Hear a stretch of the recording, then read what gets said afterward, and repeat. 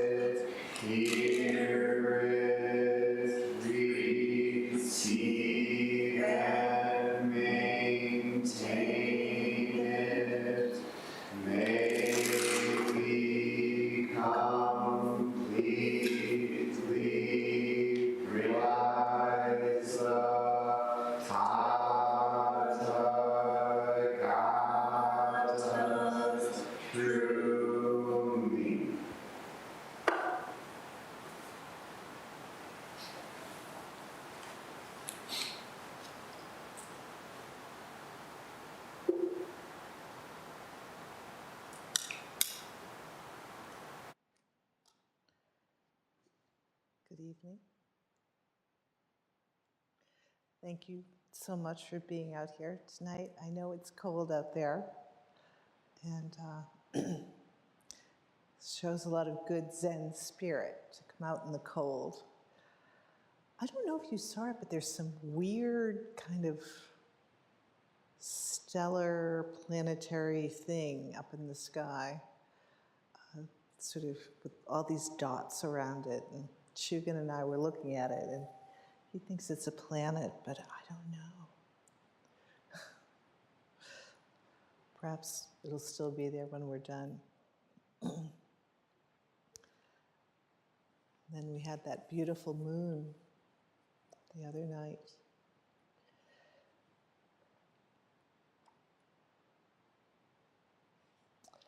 So we're carrying on with the Blue Cliff record, having finished the Mumonkan. And we're on case 4.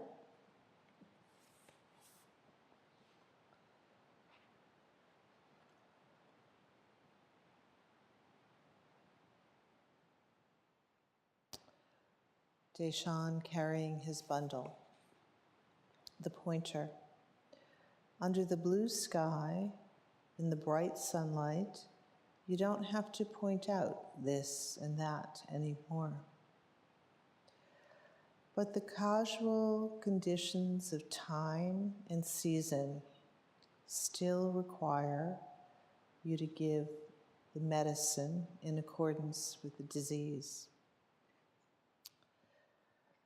But tell me, is it better to let go, or is it better to hold still? To test, I cite this case. Case. When Deshan arrived at Quishan, he carried his bundle with him into the teaching hall. There he crossed from east to west, from west to east. He looked around and said, "There's nothing. There's no one." Then he went out.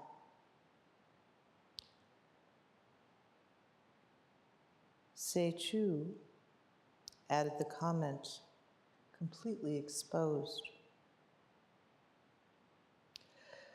But when Deshan got to the monastery's gate, he said, "Still, I shouldn't be so coarse."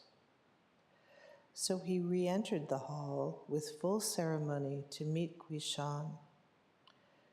As Guishan sat there, Deshan held up his sitting mat and said, "Teacher."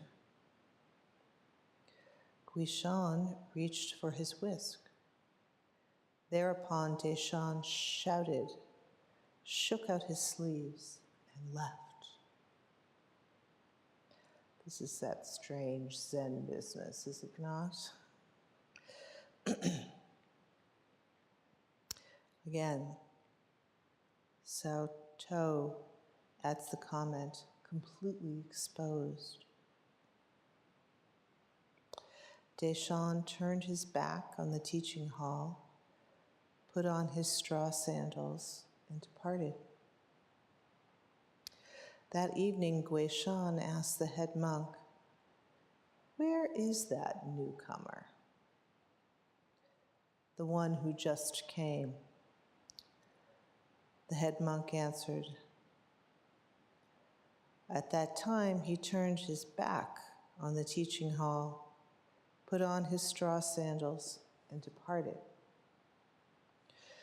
Guishan said, "Hereafter, that lad will go to the summit of a solitary peak, build himself a grass hut, and go on scolding the Buddhas and reviling the patriarchs." Su Tuao added the comment, "He adds frost to snow." Okay, so this is our friend Deshan, who appears in a lot of, several koans in the curriculum. The first one, he appears when he's carrying the Diamond Sutra. Here he appears carrying his bundle. And later he appears as an older teacher carrying his oryoki bowls around the monastery. So there's something, a real dharma gate for Deshan about feeling the weight, right? Feeling the weight of what he's carrying. And as soon as we hear that, it's like, oh, right. What am I carrying? Right? And think about how many times during the day you're carrying something, right? You know, I went to Costco today, carrying a lot of bundles around. You know, my red Max Mara handbag, I've got lots of things that I carry around in that bag. Aren't we always sort of carrying something? There's that external part, but then there's the what? The internal part of what we're carrying around. And that, perhaps, is a bit heavier.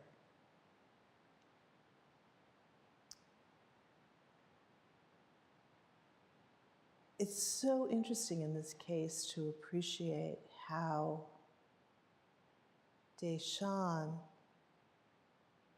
walking in the Zendo, east to west, west to east, when we do Kinhin, we are walking east to west, west to east, literally, in this pattern, in this configuration. What are we carrying?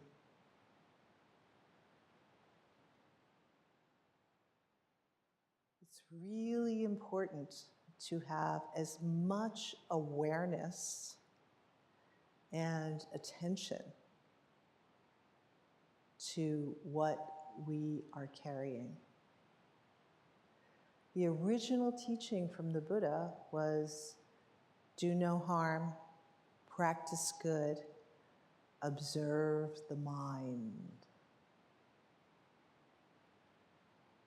Right? What are we carrying around in our heart mind?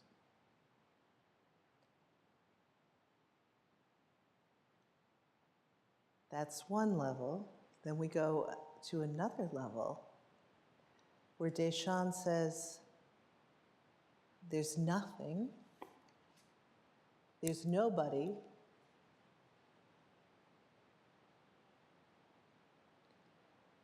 there's nothing, no one. Now this, nothing, no one, I mean, it's not that he's kind of like can't see everybody else in the Zendo, right? It is like absolutely like essential, like first grade, learning your ABCs in Zen, to really get a firm, direct experience of this, there's no one here, nothing, right? Mu's all about this, right? And remember, in Buddhism, it's a kind of a technical term, nothing, right? It isn't just mere nihilism. It isn't just mere denial of reality, right? This shunyata is actually quite full, but it is not stained or corrupted by whatever bundles we happen to be carrying. It doesn't feel the weight, the heavy lift of whatever bundle we're carrying.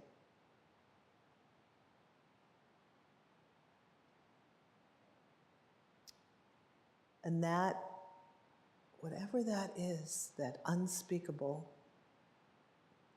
inexpressible, yet totally experiential, possible to be experienced, I guess you would say.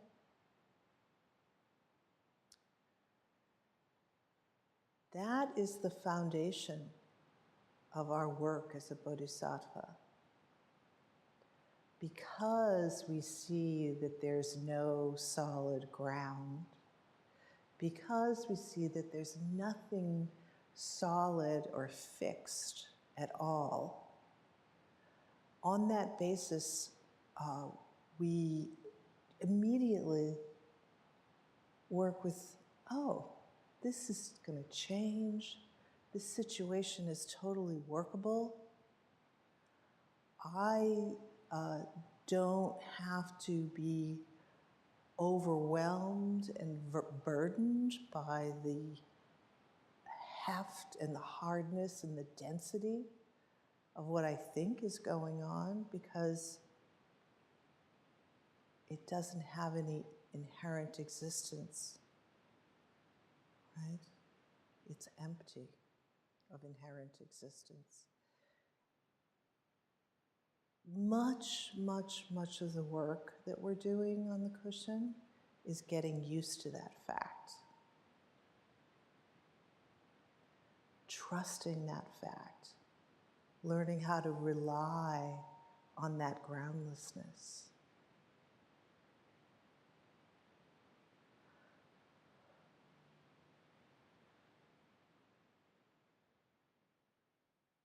It's really not that hard, to tell you the truth.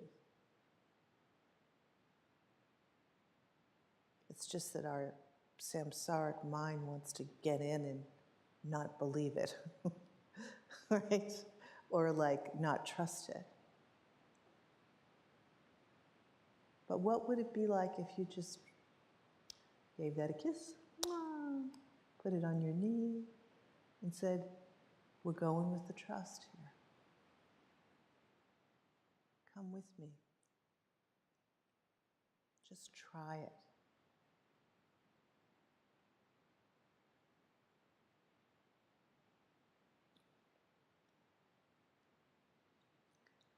can always snap back to attention if it's not working out. But actually, it will work out just fine. So in this case, Deshaun has a direct experience of carrying his bundle, which has weight and shape and size and color, and seeing all the monks in the hall, okay, the relative, and he points to the absolute, nada, nada, nothing.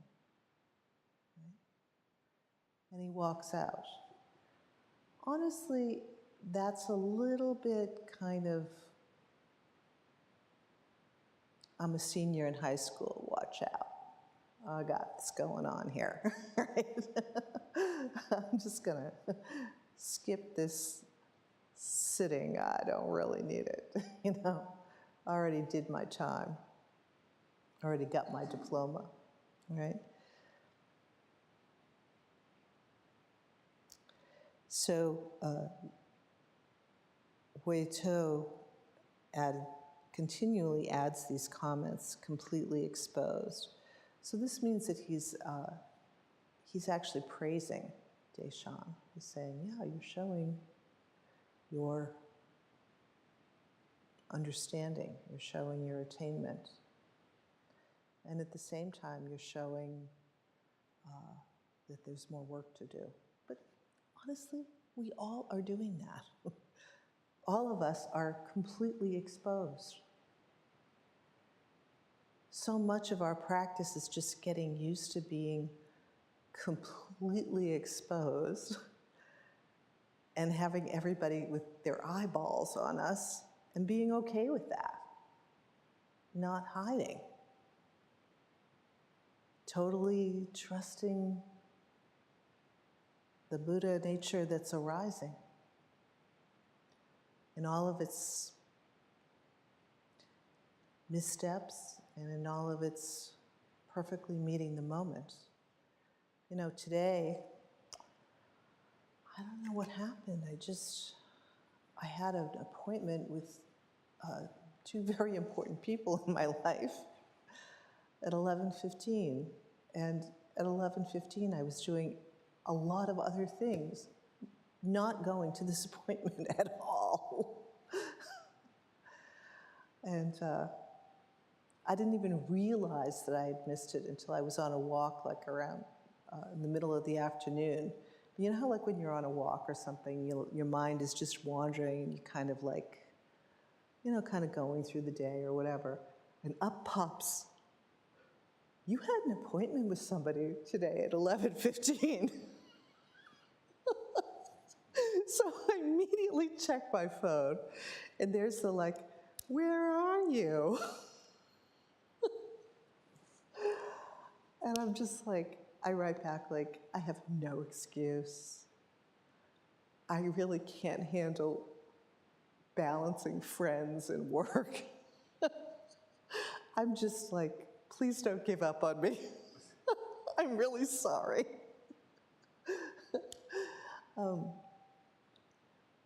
My younger self could not possibly do that, could not be that honest.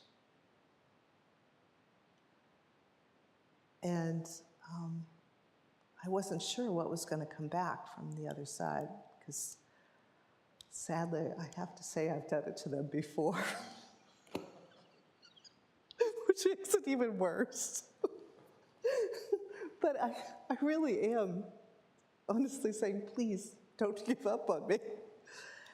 And lo and behold, actually what came back was like, we missed you and we love you.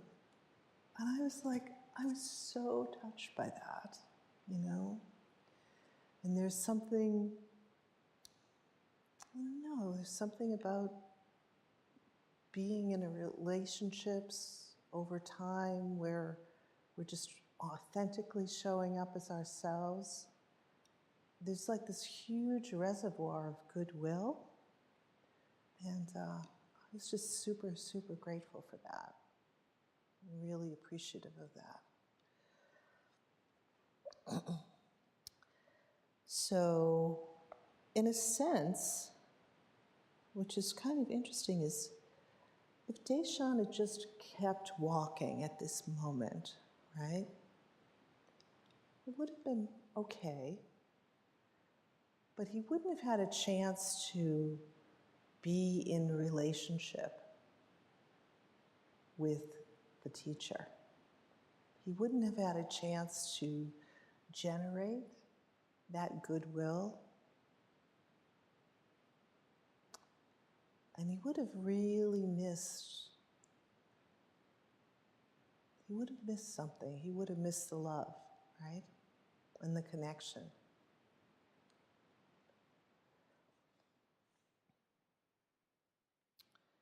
So,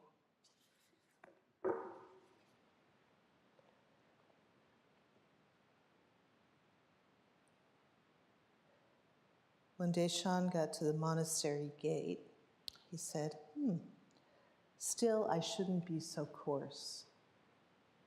That was such a great course correction, right? He actually checked himself. And that is a beautiful thing, right?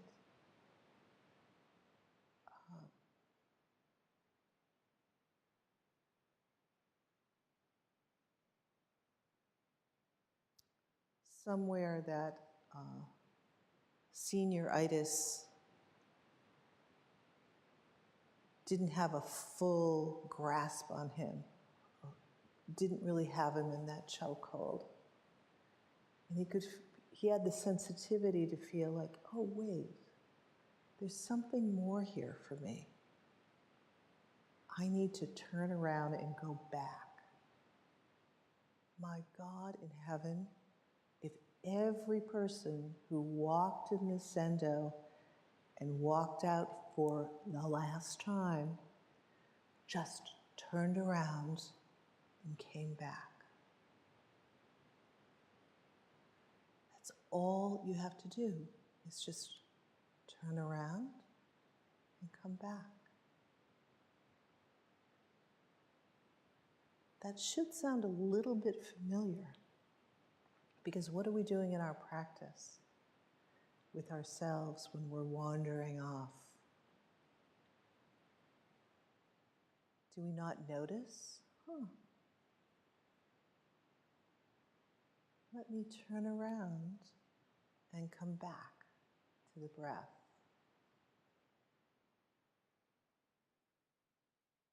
And don't you kind of build that reservoir of love and trust? Love for your practice, trust in your practice, trust in yourself, your ability. That turning back is so critical. It's everything.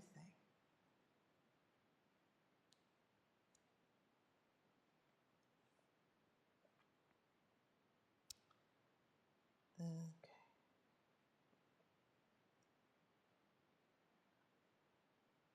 So he re-entered the hall and with full ceremony met Guishan, which means he went to the Dokusan room and he made his bows. As Guishan sat there, Deshan held up his sitting mat and went to make his bows.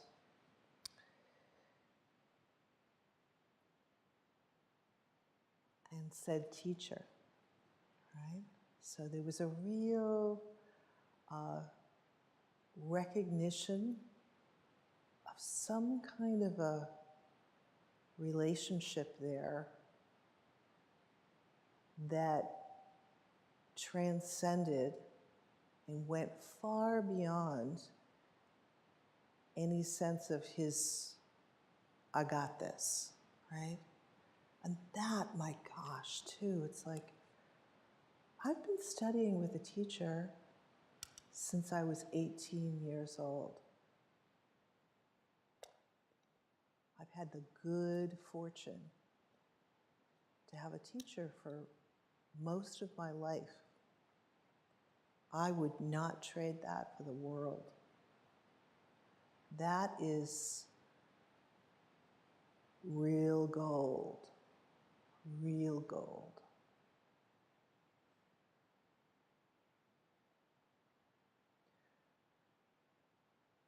Whenever I've gone before my teacher, I've always been met. I can't say that for my friends. I can't say that for my children. I can't say that for my parents. But I've always been really, really well met.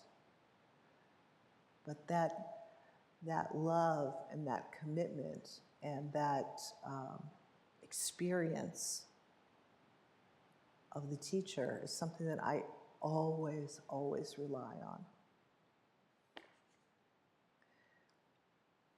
And you know, what's been poured into me, the experience that I've had, is what I give. Right? It's nice. Okay. Then Guishan reached for his whisk, so he responded to Deshan. That was a full Dharma encounter, a full meeting of the heart-mind of the student and the teacher. Whereupon Deshan shouted, shook out his sleeves and left. Okay, we haven't quite gotten over senioritis yet, but we're working on it. You know, Deshan was very dramatic. I mean, I just have to say, like, when he was carrying around that Diamond Sutra, he got bested by this tea lady selling tea cakes by the side of the road. He sat down and she said, oh, what do you got there? And he said, well, I'm carrying the Diamond Sutra. And I'm looking for a Zen master to debate with. And she said, oh, in the Diamond Sutra it says past mind can't be grasped, present mind can't be grasped, and future mind can't be grasped. Isn't that right? Well, yes, it is. I'm really surprised kind of you know that. That's great. And she says, oh, well, if that's true, then with which mind are you going to eat this cake? And he's like, And he couldn't answer, so she didn't give him the cake. And he said, there must be a Zen master around here. You've been studying, I know you have. And she said, yeah, this up the mountain there. Why don't you go see? So I don't want to take too long. He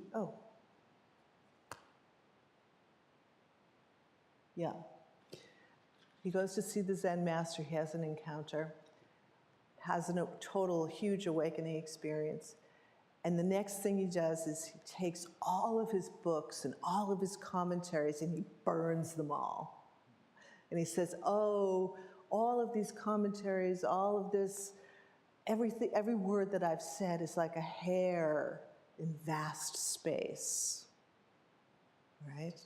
So he's really dramatic like that. And here he hasn't lost any of that flair, because this is after that experience.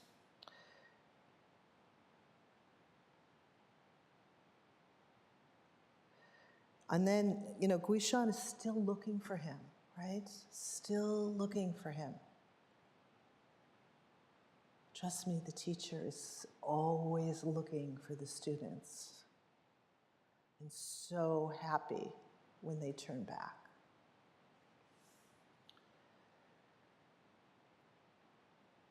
Then the head monk says, well, he left, put on his straw sandals. And then Guishan actually praises him.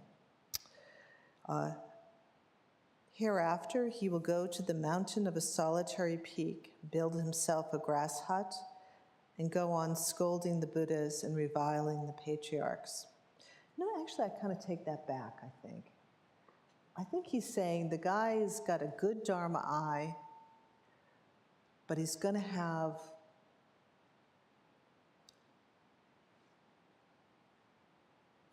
a bit of a lonely time, right? Because he's a little bit too highfalutin, a little bit too dramatic, a little bit too, I got mine.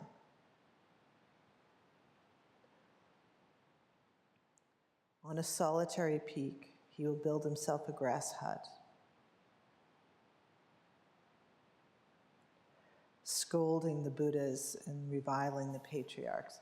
So usually in Zen, when that language of scolding and reviling, that's some sort of weird affirmation that even to this day, after 45, 46 years of practicing, I honestly still don't get it. I find it really kind of disturbing, but that's a tradition. And, maybe I just don't get it. And someday I will understand it fully, but it doesn't really appeal to me that much. I don't think it's very useful for us to be running around scolding the Buddhas and reviling the patriarchs. I think in this day and age, we really need to be revering each other and praising each other and taking deep care of each other. Anyway, thank you for coming. That's all for tonight.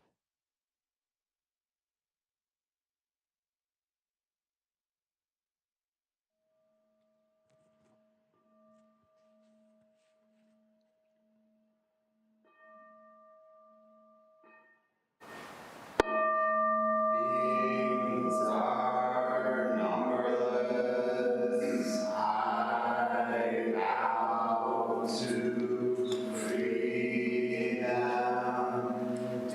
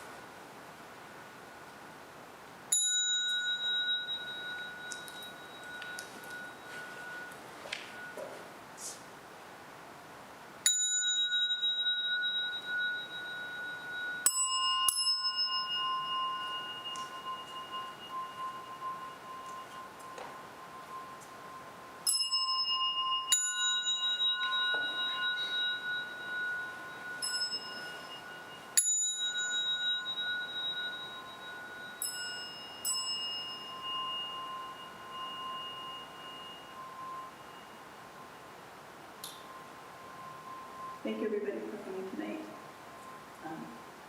Just a few reminders this weekend. Saturday after morning sit, we'll break. There'll be Nancy Roche will be here to